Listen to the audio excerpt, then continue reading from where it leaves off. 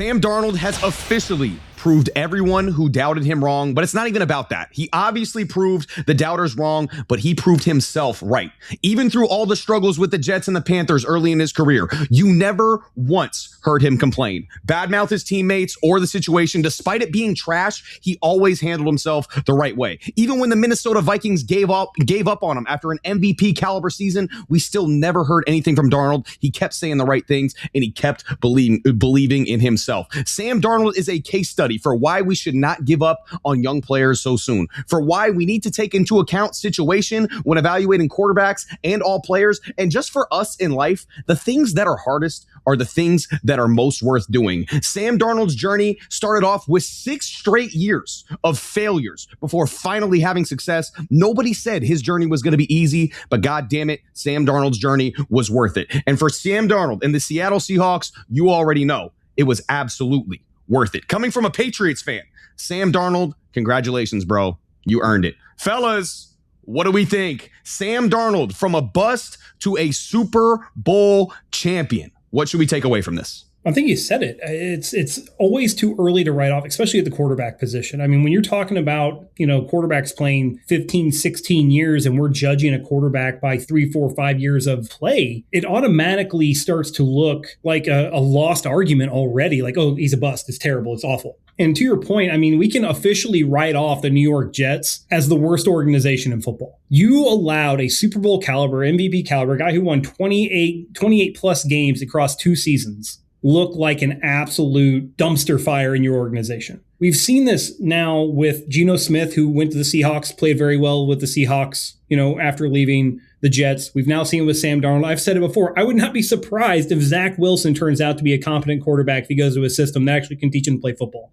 Because if you actually listen to Sam Darnold, he goes, I didn't really know how to play quarterback until I got to the 49ers. Like that time with the 49ers under Shanahan taught him the quarterback position. It taught him the things that he was lacking as a quarterback. And we can sit here and ask, well, why wasn't that in Carolina? Well, it was pretty evident. Look no further than Bryce Young. Look no further than Trevor Lawrence, who gets competent, head coaching OC play. Situation 100% matters. It's half the reason why now I'm on board with Fernando Mendoza going to the Raiders now that Clint Kubiak is going to be the head coach, because it's a competent offensive system. We just watched Sam Darnold perform very well in that offensive system. When you start to see the situation set up for these young quarterbacks coming in like Sam Darnold and those sorts of situations, you can kind of guess who's going to succeed and who's not. When we looked at the Saints, you look at their quarterback situation, it's not a good situation. It wasn't. I know everyone's like Tyler Suggs the future, but if you look at the games and how they played, the stats and the statistics weren't that much different between Spencer Rattler and Tyler Suggs. The difference is Tyler Suggs got better defensive play out of his team than Spencer Rattler did early on in the year.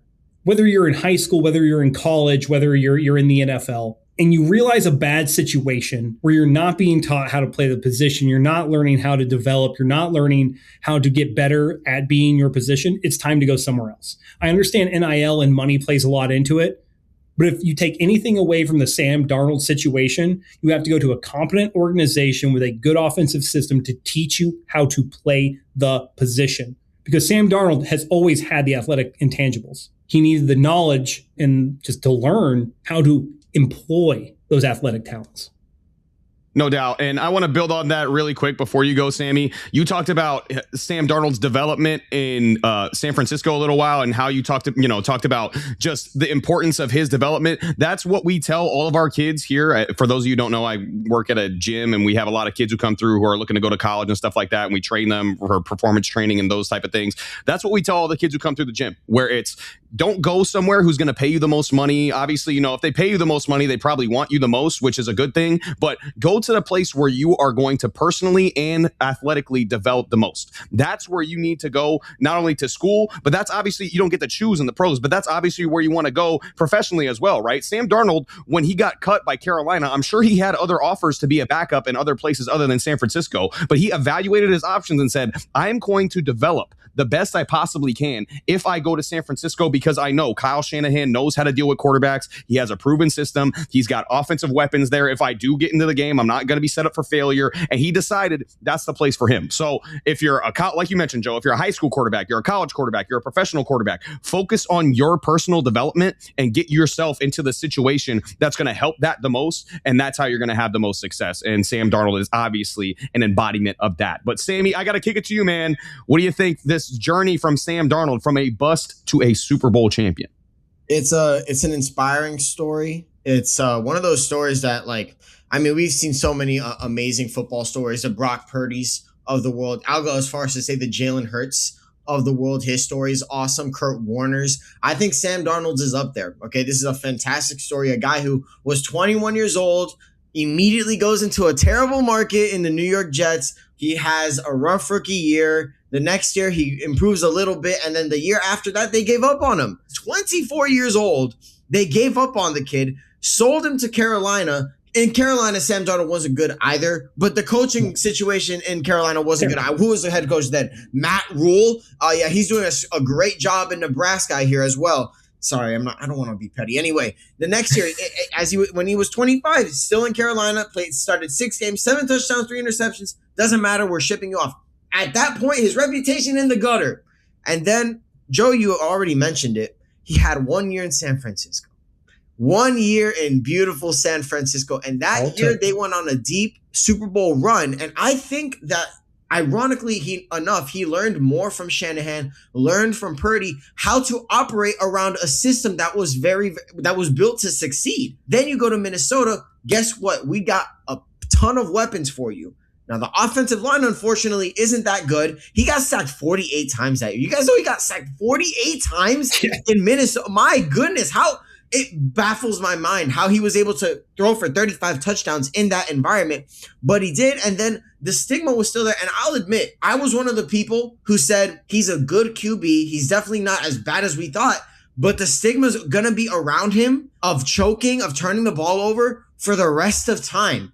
And really, the turnovers never went away. But the confidence was only going up. And since the confidence went up, he was able to go to Seattle. And the weapons in Seattle are not that much better than the weapons in Minnesota, because I would argue that Minnesota's wide receiver core, in my opinion, is probably better than Seattle's. Only difference is that Sam Darnold had time to throw. He was only sacked 27 times. And Seattle's offensive line, they weren't world beaters by any means. And even in the Super Bowl, at the line of scrimmage, they were getting a lot of pressure. But they were on his ass in the Super Bowl. They were. And really, when you look at the tape, he should have been sacked multiple other times. Oh, multiple. Sam Darnold, in my opinion, this is one of the greatest QB stories we've ever seen. He also changes the narrative around how teams should build around QBs. And I mean, you don't need the elite QB. Like Sam Darnold, I wouldn't say Sam Darnold is an elite QB, but guess what? He's damn good.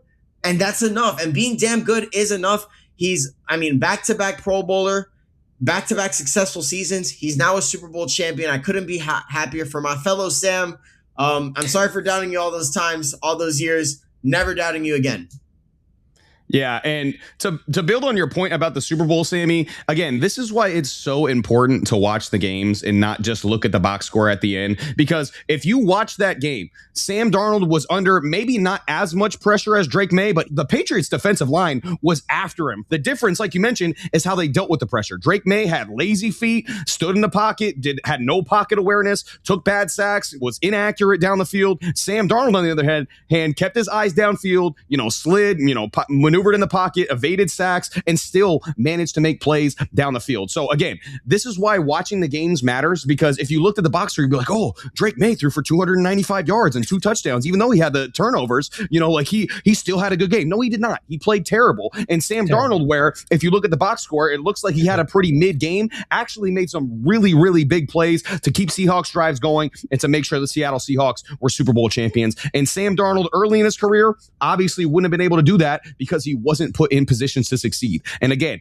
that's the thing that the overwhelming thing that this video should get across. If not only just in football, but in life, put yourself in a position where you are going to develop as a person, you're going to develop in your profession, and that's going to lead you to a lot of personal success. So again, these guys talked about it. I talked about it as well. Sam Darnold, we could not be happier for you. If anybody in the NFL deserves it, you deserve it. And you are a Super Bowl champion, brother. Congratulations.